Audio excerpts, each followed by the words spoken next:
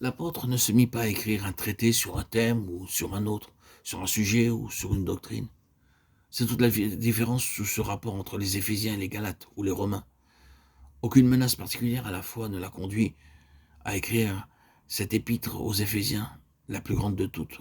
Quoique cela puisse être partiellement vrai des Colossiens, dans les Éphésiens, Paul n'est pas en train de raisonner, d'argumenter et de débattre contradictoirement. Il n'est pas en train d'énoncer sa philosophie du christianisme. Il a une vaste et riche connaissance des philosophies et des idées religieuses du monde dans lesquelles il avait évolué.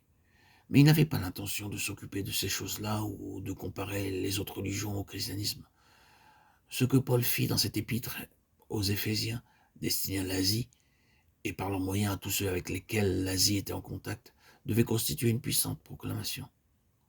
Nous avons ici un homme faisant une proclamation avec un cœur trop rempli pour pouvoir articuler. Il est simplement en train de pousser un cri. C'est comme une annonce urgente et impérative pour laquelle le microphone est trop faible et inadéquat.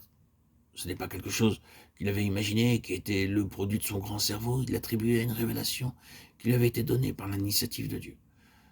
Ce qu'il est en train de rédiger est une présentation vitale et dans un sens achevé du long processus de la révélation personnelle de Dieu, et la renferme la révélation pleine et finale de Dieu de son dessein éternel. C'est parce que c'est de cette nature que Paul tombe à genoux et prie une prière spéciale en faveur de ses lecteurs. C'est à cause d'une loi établie et inaltérable et d'un principe qu'il a énoncé ailleurs. 1 Corinthiens 2, 14, 16, d'une manière tellement claire et catégorique, à savoir que les choses spirituelles, les choses de l'esprit ne peuvent être saisies que par des gens spirituels, le peuple de l'esprit.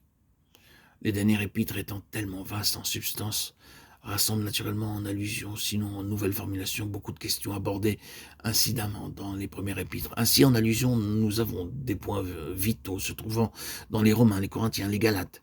Cela demanderait beaucoup de temps et de place pour relever et présenter les exemples.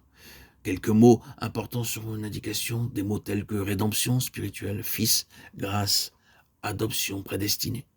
Notre méthode sera différente de celle habituellement employée pour l'étude de ces épîtres, pour que ceux qui étudient la Bible obtiennent une connaissance des livres rapide, facile et simple.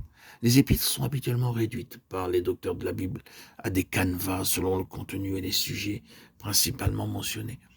C'est une méthode très précieuse, très utile. Ainsi, nous avons de tels canevas et analyses utiles des Éphésiens comme ceux donnés par le docteur Campbell Morgan, l'Église, la vocation céleste, la conduite terrestre, chacune de ces deux sections étant divisée en trois autres, où nous avons ceux de Miss Ruth Paxson, les richesses, la marche et la guerre du chrétien, ou ce petit livre de Watchman Nee, être assis, marcher, tenir ferme. Nous n'avons pas la pensée que nous pouvons d'une manière ou d'une autre améliorer de telles analyses, et ce n'est pas la méthode que nous employons et nous empressons de le dire. À partir de ce qui suit, il ne vous sera pas donné une vue à vol d'oiseau, ainsi que nous désignons habituellement une vue générale des choses, à moins que ce soit celle d'un aigle qui voit de vastes étendues à de hautes altitudes.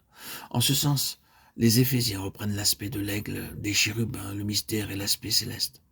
Notre méthode consistera, pour ainsi dire, tout au long de ces prochains audios, de ces prochaines publications, à survoler autour de quelques éminences s'élevant de ce paysage, ou pour être fidèle, à rester, à contempler avec émerveillement quelques-unes des richesses insondables de Christ qui sont présentées dans ces derniers écrits, en particulier dans les Éphésiens. Ceci donc est ce que nous voulons dire par explorant le pays. Au maximum, nous ne pouvons qu'entrevoir les grandeurs qui sont renfermées dans cette épître aux Éphésiens. Mais si nous pouvions les voir, étant libres de tout préjugé, parti pris et influence naturelle, nous retournerions remplis du même émerveillement, de la même assurance, comme le furent les espions de la seconde investigation. Nous n'irons pas très loin dans la signification pratique et la portée de ce grand dévoilement jusqu'à ce que nous ayons en main la clé. Une fois que nous aurons cette clé, tout sera expliqué quant à son dessein et sa valeur.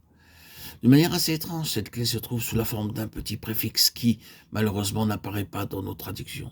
Il se présente 2 fois dans les Éphésiens, dans des liens de première importance, 4 fois dans les Colossiens, 1 fois dans les Philippiens, dans les 2 épîtres à Timothée et dans les Hébreux.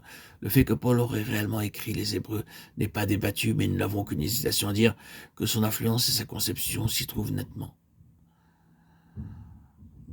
Nous avons le mot connaissance dans Éphésiens 1, 17 et 4, 13, dans Colossiens 1, 6, 9, 10, 3, 10 et dans Philippiens 1, 9. Mais dans ces épîtres et dans les autres mentionnés, le mot dans le grec a le petit préfixe épi. Épi signifie plein. Et tandis que connaître se présente à lui seul en bien des endroits du Nouveau Testament, il signifie habituellement le commencement de la connaissance. Comme or la vie éternelle, c'est qu'ils te connaissent toi, le seul vrai Dieu, et celui que tu as envoyé, Jésus-Christ, Jean 17, 3. Mais quand nous avons fait des progrès depuis le commencement et que nous sommes parvenus à plus de maturité, comme dans les épîtres de Paul ultérieures, ce qui est placé devant nous est la pleine connaissance. Dans ce pourquoi Paul prie dans Éphésiens 17 et que les croyants qui ont déjà avancé en connaissance parviennent encore à la pleine connaissance. C'est le mot de la maturité, ceci est donc la clé à tout ce qui est présenté. Et ce qui est présenté est ce qui constitue la pleine connaissance.